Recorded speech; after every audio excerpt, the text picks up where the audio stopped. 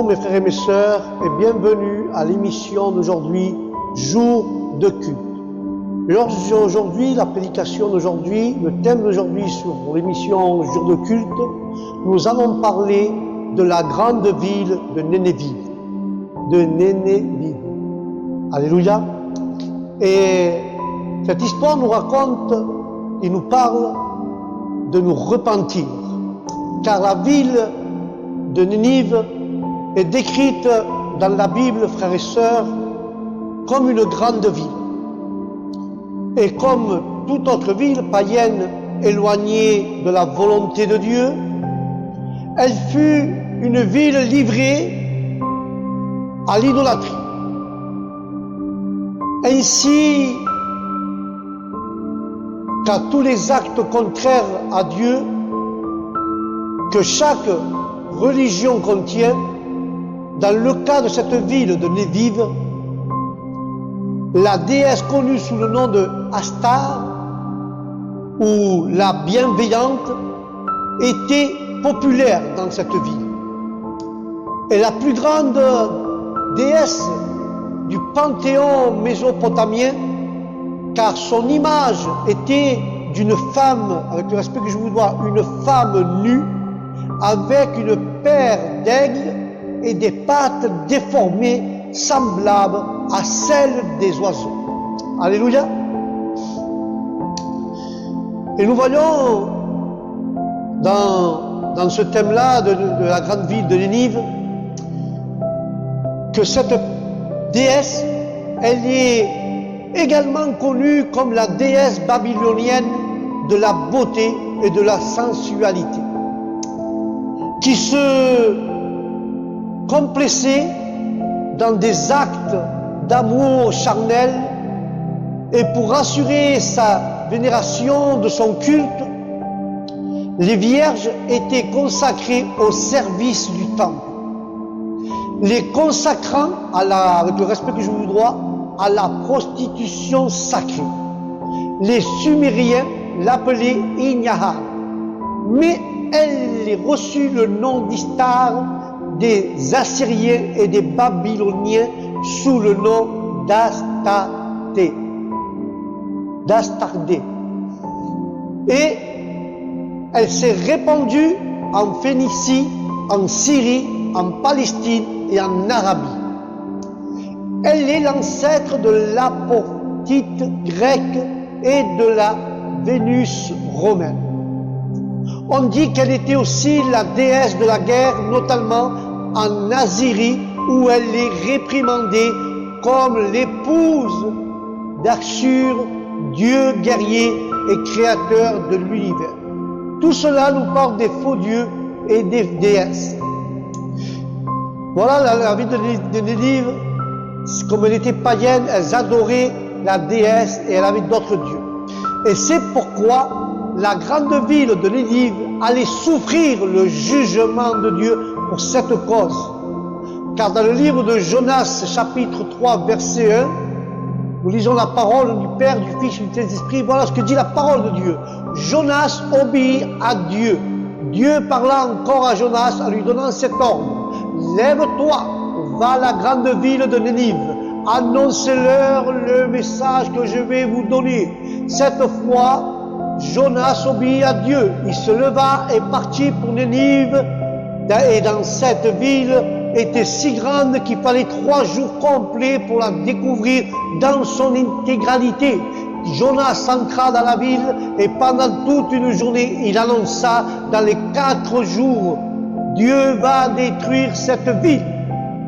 Voilà la mission de Jonas pour Nénéve, parce qu'ils étaient des païens, ils adoraient la déesse Astar. Alors, tous les habitants de Nénéve cessèrent de faire le mal et décidèrent d'obéir qu'à Dieu. Et parce qu'ils voulaient montrer qu'ils voulaient changer leur mode de vie, ils portaient des vêtements en tissu rugueux et jeûnaient. Tout de plus, les riches aux plus pauvres, de plus les riches et les plus pauvres n'ont rien mangé ce jour-là. Dieu emploie à nouveau Jonas à son service. Le fait qu'il nous utilise est la preuve qu'il est en paix avec nous, car Jonas n'a pas désobéi comme il avait été. Il n'a pas essayé d'éviter d'entendre l'ordre, ni refusé d'y obéir. Voyez ici la nature de la personne qui se repentit.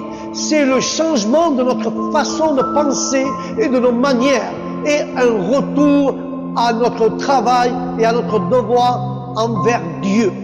Alléluia. Et de plus, le bénéfice de l'affliction ramène à leur place ceux qu'ils avaient abandonnés. Voyez la puissance de la grâce divine, car l'affliction elle-même préférait éloigner les hommes de Dieu plutôt que les attirer à lui. Les serviteurs de Dieu doivent aller là où il les envoie, venir quand il les appelle et faire ce qu'il leur commande. Nous devons faire tout ce que la parole du Seigneur nous dit et nous donne un ordre et nous commande. Jonas a rempli sa mission avec la fidélité et courage. On ne sait pas avec certitude si Jonas a dit davantage pour montrer la colère de Dieu contre eux, ou il a simplement répété ces mots encore et encore, mais c'était le sens de son message. Alléluia.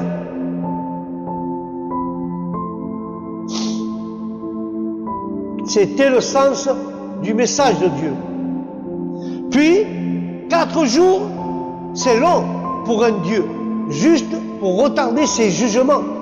Mais c'est peu de temps pour qu'un peuple injuste se repentisse et se réforme. Alléluia. Et si cela ne nous éveille pas à nous préparer à la mort, alors nous devons considérer que nous ne pouvons pas l'être. Nous ne sommes pas prêts à recevoir la mort et nous ne sommes pas prêts à reconnaître ce que Dieu ressuscite les morts, que Dieu sauve notre âme. Non. Alors, cela nous éveille, cela nous éveille pas de nous préparer à la mort. Et nous devons considérer que nous ne pouvons pas l'être préparés. Êtes-vous sûr que nous vivons 4 jours? Êtes-vous sûr que nous allons vivre 4 jours comme Nénive l'était, alors qu'elle resterait 40 jours? Nénive, Dieu a dit que dans 40 jours, allait la détruire. Et pas 4 jours, pardon. 40 jours. Alors, elle resterait que 40 jours et après Dieu la fera disparaître? Nous devrions nous alarmer si nous étions sûrs de ne pas vivre un mois. Mais nous sommes négligents, même si nous ne sommes pas sûrs de vivre un jour.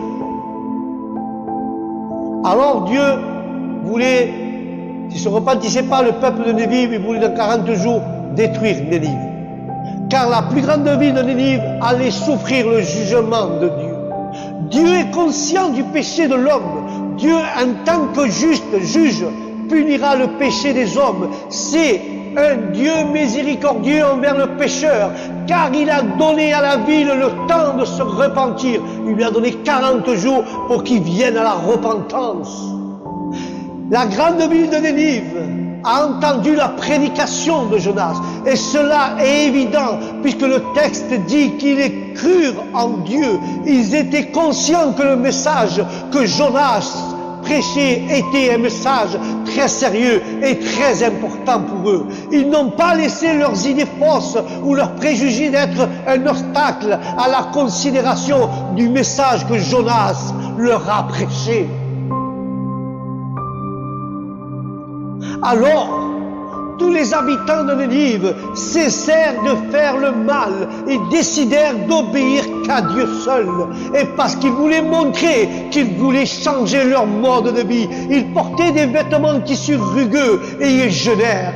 Tout De plus, le riche et le pauvre n'ont rien mangé ce jour-là. Lorsque le roi de Nénive entendit cela, il se leva de son trône, puis il ôta ses beaux vêtements et enfila des vêtements grossiers et s'assit par terre. Et il a fait tout cela en signe d'humilité devant le grand Dieu d'Israël. Il y eut une merveilleuse grâce divine dans la repentance et la réforme de Nénive.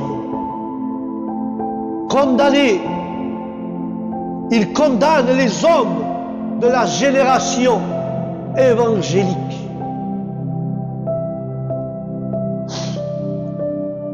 Dans Matthieu 12, 41, tu peux comprendre, tu peux lire, un tout petit degré de lumière peut convaincre les hommes de s'humilier devant Dieu. Confesser leurs péchés dans la prière et se détourner du péché sont des moyens d'empêcher la colère et d'obtenir la miséricorde de Dieu. Car le peuple suit l'exemple du roi. C'est devenu un acte national. Il devrait l'être lorsqu'il s'agit d'éviter la ruine nationale. Que même les cris et les gémissements des créatures brutes, faute de nourriture, rappellent à leurs propriétaires qu'ils doivent crier vers Dieu dans la prière. Alléluia. Ainsi, frères et sœurs, nous devons crier avec puissance, avec fermeté de pensée, avec fermeté de foi et d'affection pieuse. Il nous importe dans la prière de réveiller tout ce qui est en nous. Alléluia. Nous devons réveiller tout ce qui est en nous. Il ne suffit pas de jeûner du péché, mais nous devons jeûner du péché, et pour que nos prières se réunissent, nous devons plus considérer l'iniquité dans nos cœurs. Alléluia. Car le psaume 66, 18 parle du travail d'une journée de jeûne. Ne se fait pas dans la journée. Les Nénévites espéraient que Dieu se détournerait de sa colère féroce et qu'ainsi sa ruine serait évitée. Ils ne pourraient pas être aussi sûrs de trouver miséricorde dans leur repentance comme nous pouvons l'être qui avons la mort et les mérites du Christ, sur qui nous pouvons compter pour le pardon en cas de repentance. Ils obéissèrent et ils n'osaient pas à se vanter, mais ils se désespéraient pas non plus. L'espérance de la miséricorde est le grand stimulant de la repentance et de la réforme. Frères et sœurs, lançons-nous ardemment sur la plateforme de la grâce gratuite et Dieu nous regardera avec compassion. Dieu voit ceux qui se détournent de ces mauvaises voies et ceux qui ne le font pas. Ainsi, il sauva Nénive. Ainsi, Dieu sauva ce peuple de Nénive.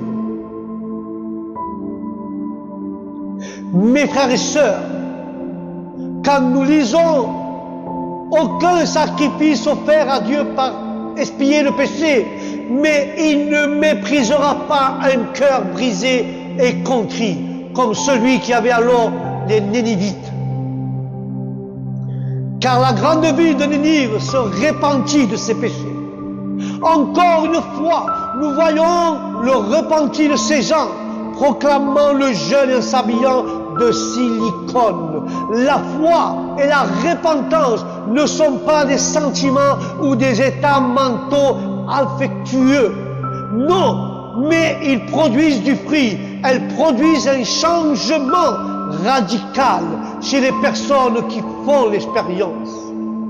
C'est pour cela il y a tant de gens qui ont la foi, mais une foi subjective, basée sur une pure sentimentalité, mais pas sur des décisions qui les amènent à changer la vie. Le subjectif n'est pas basé sur le sentiment, mais sur les décisions qui les amènent à changer leur vie. Alléluia.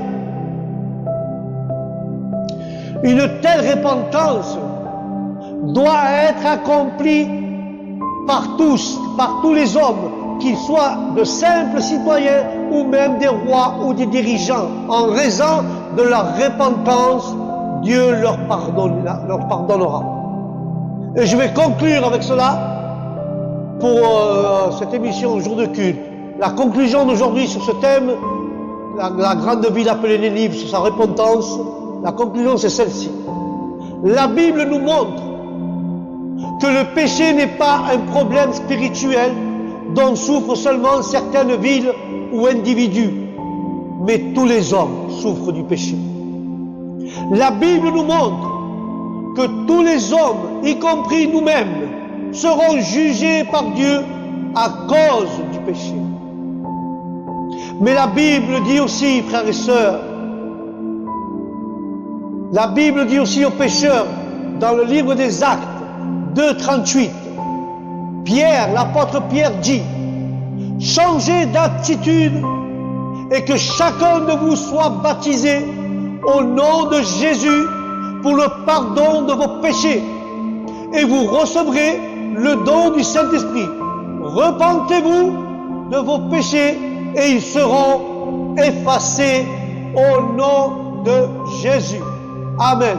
Ceci est une invitation du Jésus pour le pécheur. Tu veux changer d'aptitude comme Nénive? Tu veux changer ta forme de vie, ta manière de voir, ta manière de penser? Alors Dieu te demande, si tu veux changer d'attitude, reçois le baptême au nom de Jésus. Si tu es baptisé, alors réconcilie-toi avec Dieu pour le pardon de tes péchés. Et la personne qui n'est pas baptisée, baptise-toi au nom de Jésus et tu recevras le pardon de tes péchés dans le baptême et tu vas recevoir le don de l'Esprit Saint.